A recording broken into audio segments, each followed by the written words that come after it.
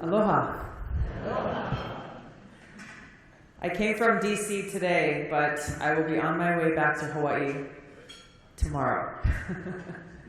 It's really great to be here. First of all, thank you, Gagarin, for inviting me to join all of you on this great occasion, and congratulations again on your presidency, but also this wonderful event. You and your team have clearly done a magnificent job, so I'm pleased to be here to be a part of it. The two words that I've heard and read and seen tweeted out in the lead up to this event are innovation and entrepreneurship. Zendos, my gosh, I feel quite insignificant in your presence, but they, as all of you, embody these two words. This is what it's about. How can we further innovate? How do we continue to make sure that this entrepreneurial spirit is flourishing? And again, why I feel especially grateful to be here, because these are two words that are unfortunately not ever associated with Congress. They should be. But it's inspiring for me to come and to be here and to hear from you. I'm looking forward to the Thai Sharks later on, because this is really where it's at. This is where things are happening, both here in Boston and across the country. Because really, ultimately, when I hear some of these stories, when I heard Zendos talking about their company, and ultimately innovation entrepreneurship is about identifying a problem and finding a solution, about recognizing a need and finding a creative and innovative way to fill it. Yes, these are things that we need much more of, not only in Congress, but in all parts of our communities. And ultimately, that's why I got involved with politics. And you might be thinking I'm crazy, that that's not the normal course of action for people to take. But as a kid growing up in Hawaii, I'm the fourth of 5 kids. I have 3 older brothers and a younger sister, and wonderful parents, and an amazing mother, Anish. They taught us 2 important lessons, though. That as a child, I really didn't tie in with the ideas of innovation, but the 2 important lessons were that no matter what we chose to do in our lives, no matter what line of work we decided to pursue, to always take that action with a desire to be of service to others. To take that action in a way that positively impacts or influences the people around us. And that if we did that, then we would experience and understand true success and true happiness. And the second lesson is just very simple. When you see a problem, take action to be part of the solution. Don't stand on the sidelines and wait for someone else to step up to the plate, or stand on the sidelines and point fingers in both directions, meanwhile doing nothing on your own. I didn't understand as a kid exactly how this would take shape in my own life, but as I got older, I love surfing. I'm out in the ocean a lot as a kid, and now whenever I can. But I started to get a little irritated when I was paddling out in the water and had to deal with floating trash, and seeing how this was not only making my own surfing not fun, but really negatively impacting the environment and negatively impacting the place that I love. And that's what motivated me as a teenager, maybe around your age, to start a nonprofit called Healthy Hawaii Coalition. Not just to go and clean up the beaches on the weekends, but to actually see how do we start to inform people and change their behavior so that we're not dealing with this in the future. So I wrote a skit. The hero was Water Woman, which I was the original Water Woman, the blue cape and everything. And the villain was Oily Al. And we took this skit and a 2-day educational program to elementary school kids all across the state of Hawaii. And it was incredible for me, and that was a turning point in my life, because as we went through this play and we took these kids on a field trip, I was amazed to see the light bulb go off in their eyes when we taught them basic principles of consequences to actions. Kids in Hawaii love to go to the beach. And now they realize, well, if they throw their trash out the window of the car as they're driving down the street, then that trash ends up in the beach that they love to play in. Simple things that can change the behavior of a child and teach them lessons that will stick with them for the rest of their lives. And for me at that moment, that's where I knew that whatever I ended up doing in my life, that I wanted to do it in a way that had this kind of positive impact on people. So I was 21 when I decided to run for the State House of Representatives in Hawaii. I had never gone through debate training. I had no idea how to talk in front of people. And quite the opposite. Of the 5 kids in our family, by far, I was the most shy, the most introverted, did not speak with a shred of the confidence that you guys already do, and didn't really understand maybe the nuts and bolts of what I was getting myself into. But I did understand my motivation. I understood why I wanted to offer to be of service, because I saw a great disconnect in our own state leadership in Hawaii of people who were not out on the street, who were not knocking on doors, who weren't out there listening and understanding the challenges that real families are facing and then turning that into action to find those solutions. I saw leaders who were completely disconnected from what it means to actually be a servant leader, from what it means to actually take that action and make those decisions, not what's best for you, but what's best for your community. So I got on my computer and made up a little black and white brochure, bought a voter registration list for $150, got in my car and drove out to go knock on my first door. I was scared to death, sat in the car sweating for about 20 minutes, trying to figure out what in the world will I say when I go knock on that door. What if they're not nice to me? What if they slam the door in my face? What if they have questions for me that I don't know the answer to? But for me, I kept coming back to and ultimately summoned up the courage to go knock on that door by going back to that lesson that I learned. And it was a lesson that I learned as a child from the Bhagavad Gita, like your niece, about service and about duty and responsibility. Really, at its core, karma yoga, taking actions in the service of others. And by staying very close to that principle and holding that with me, I somehow got the courage to go knock on that first door, and the second door, and the third door, and about 25,000 doors after that. It was a great learning experience for me, and one that allowed me to deepen my own understanding in a very practical way of what it means to be a real leader and what it means to have that tremendous and awesome responsibility of being entrusted and charged to take action for people. I was successful in winning that election. It was a 5-way contested Democratic primary. Won the general election, and in Hawaii politics, for any of you who've spent any time there during election season, one of our traditions that's a little bit unique is we have our yard signs with our names on them, and during morning and afternoon traffic, we stand on the side of the road and smile and wave aloha, send people off to work and welcome them home in the afternoon when they come back. So the day after the election, my sign said, mahalo, says thank you. And I was standing by myself on the side of the road waving my mahalo sign, thanking people for their votes. When the slow-moving traffic, I saw some movement in the passenger seat of a car that was approaching. And there was a woman who had scribbled a note on the back of a file folder that she shoved into the windshield so that I could read it as they slowly rolled by.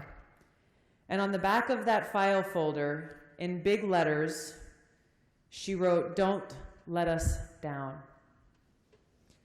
And that moment, that day in 2002, as a 21-year-old newly elected state representative in Hawaii, that day has always stuck with me, because from that point to now, as a member of Congress, and all of the experiences and decisions and things that I've done in between are ultimately centered around that, remembering who we work for, remembering who we serve.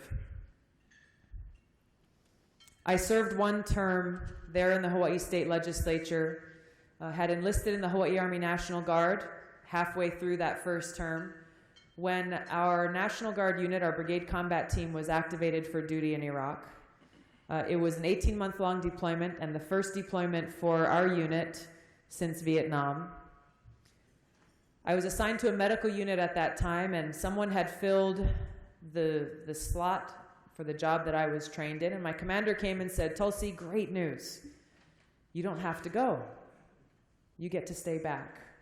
You can run for re-election and continue to do good things here." I told him, "No, I'm going. There's no way that I can stay back in beautiful Hawaii and watch 3,000 of my brothers and sisters march off into the desert, into combat, and be okay with that." So I withdrew from my re-election campaign.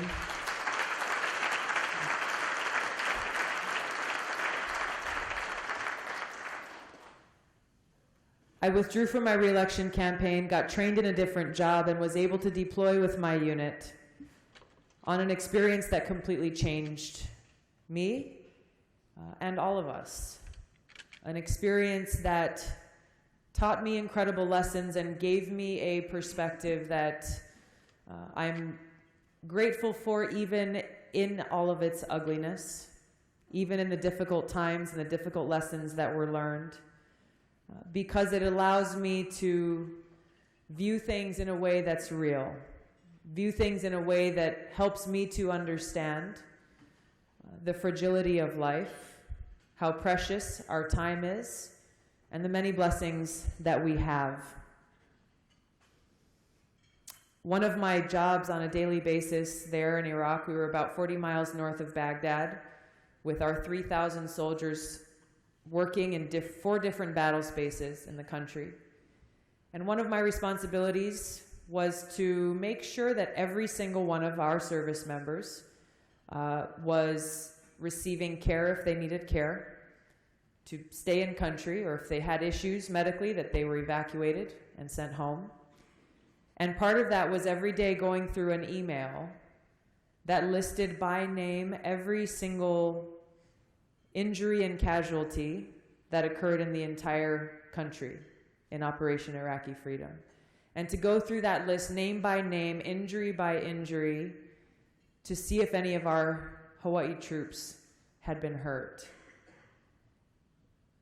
To stare very squarely in that ugly face of the most horrible cost of war, of death and destruction, is something that affected me deeply and still does, because those names stick with me. They're my friends, they're my brothers, they're my sisters. We had a sign at one of the major gates in our camp that many of the patrols went in and out of. It was a huge sign, maybe half the size of the projector screen, that said in big, bold black letters, "Is today the day?" ? And that sign was a very poignant reminder to us there where we were about the realities that we were facing. That someone that we were laughing and joking and eating lunch with one day could no longer be with us the next.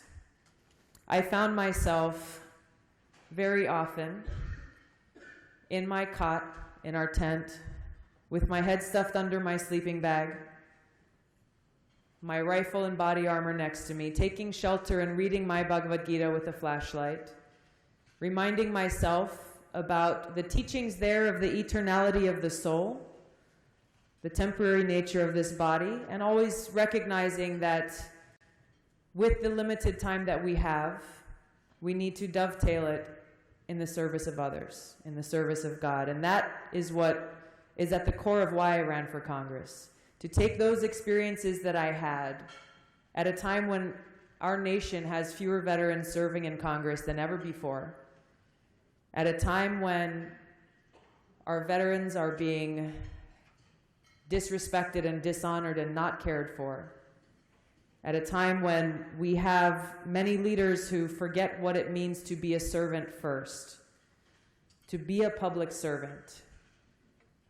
This is what motivated me to run for Congress, to try to take that basic principle of entrepreneurship that my parents taught us as kids, to solve problems and to get results and to apply it in doing the people's work. So as we look to the future, there is opportunity. There is incredible opportunity, and it's embodied here in this room. There's incredible opportunity here in the United States and opportunity as well in India. I had the privilege of being able to personally congratulate Prime Minister Modi on the phone after his successful election. Yeah.